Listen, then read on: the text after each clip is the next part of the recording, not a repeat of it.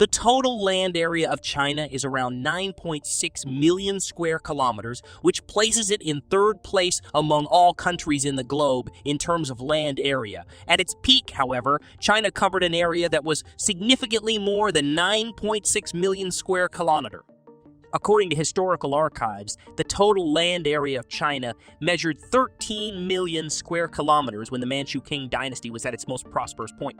However, the Qing government's lack of strength and incompetence led to a quick decline in the country's overall might, which made it an easy target for the indiscriminate murder of other nations. In the year 1900, the 8-power Allied forces invaded China and partitioned a substantial chunk of the country as a result of their conquest. These forces included the United States of America, Britain, Russia, France, and other countries. If, in the distant future, China is successful in reclaiming all of the territory that it formerly controlled but has since lost, its landmass will undoubtedly surpass that of any other country on the planet. As China continues to develop, an increasing number of nations will take the initiative to return land that was formerly under their control. This is because these nations recognize the importance of maintaining positive relations with China. Throughout history, Russia has controlled more than 80,000 acres of land that is physically located within China and is considered to be its neighbor. However, as of this moment in time, Russia has only returned approximately 40,000 acres of territory to China. What exactly is going on at this point? What exactly is going on at this China make of Russia's tactical approach? According to the findings of the study, the territory that Russia returned to China was a portion of what is known as Hexiazi Island. The island's length is 58,800 meters. Its width ranges from 14,000 meters to a maximum of 14,000 meters. And its total land area is 82,000 meters. And its total land area is 82,780 acres.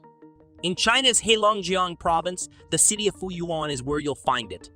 The ground is almost completely level and the average elevation is somewhere around 40 meters. Because there are so many black bears in the area, everyone decided to rename the island Hexiazi Island, due to the fact that bears are also referred to as Hexiazi in the local language. At the beginning of the Tang Dynasty, China erected the governor's office on what is now known as Hexiazi Island. Eunuchs from the Ming Dynasty made their way to Heilongjiang via the Hexiazi Island route on multiple occasions. There is evidence that Chinese people once lived on Hexiazi Island, and in 1854, the Qing government constructed a checkpoint on the island's northeastern corner.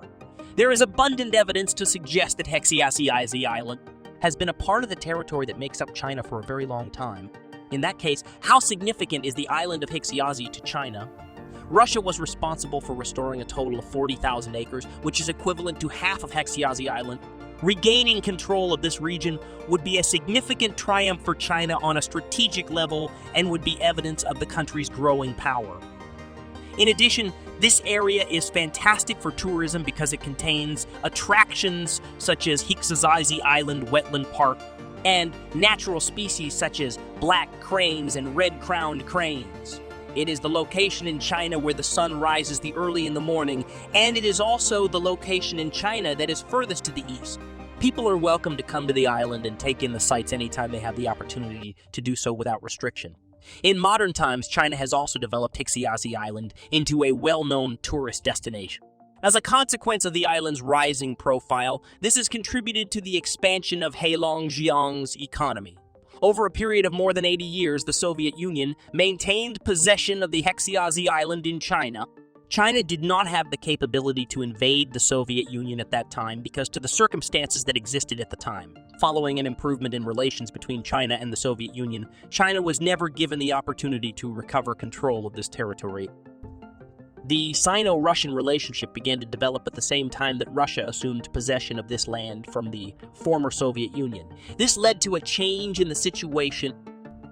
It is common knowledge that in order for countries to have constructive and fruitful diplomatic relations, they need to respect one another, look for areas of agreement, and put their conflicts to the side. It would appear that both China and Russia subscribe to this line of thinking. Within the context of today's intricate global landscape, the relationship between China and Russia has reached dizzying heights, breaking all previous records along the way. China is in the greatest need of aid when Russia is engaged in conflict with the West. When Russia's economic troubles require financial assistance from other countries, China will be there to offer support and assistance.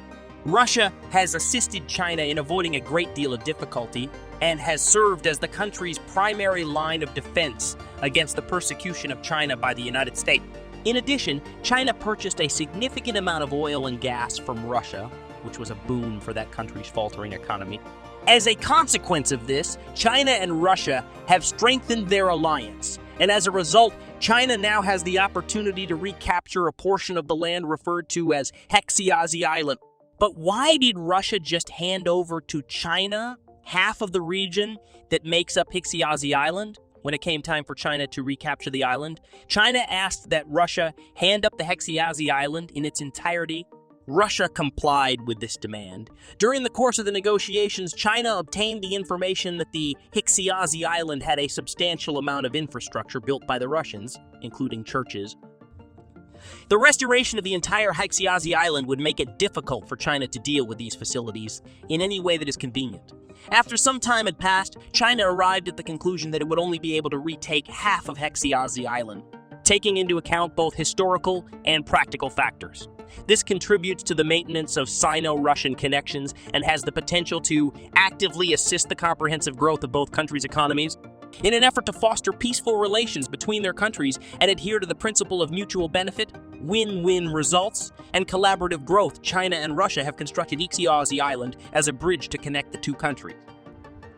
The so-called Hexiazi Island has also played an important role in the long-term development of China and Russia's relations by acting as a connecting link between the two countries. Peace has always been highly valued in China, and the country has made significant efforts to preserve it. On the island that is now often referred to as Hexiazi Island, the two distinct ethnic groups coexist peacefully.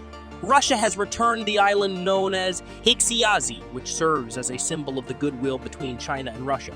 Since Vladimir Putin became president of Russia, relations between the two countries have seen a rapid uptick for the better. Since both countries are currently considered to be among the most powerful in the world, it is inevitable that collaborative efforts between them will become the standard.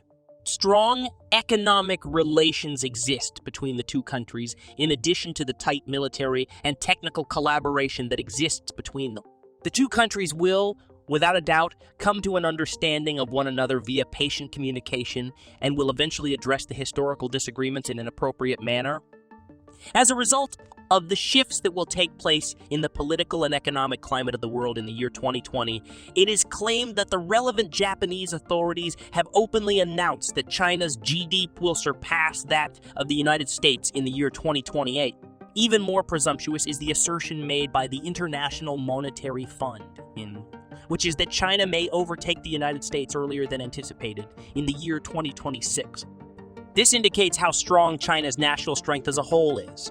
However, 100 years ago, China was a desert, dishonest, and backward nation. Today, China has made great strides in these areas. Under the rule of the Qing Dynasty, various countries took advantage of China's lack of strength and invaded the country on multiple occasions. It's not the same anymore. The fact that China has reclaimed Hexiazi Island as part of its territory is another indicator of the country's growing affluence. The Chinese people were subjected to oppression in the past, and as a result, they lacked the intestinal fortitude and determination to reclaim their territory when it was taken from them. The China of today may be counted among the nations of the globe, and it will never permit another country to intrude on its territory or sovereignty in any way, shape, or form. As China continues to develop economically and militarily, the country will be able to recapture an increasing amount of land in the years to come. The reunification of China will be able to occur without violence very soon.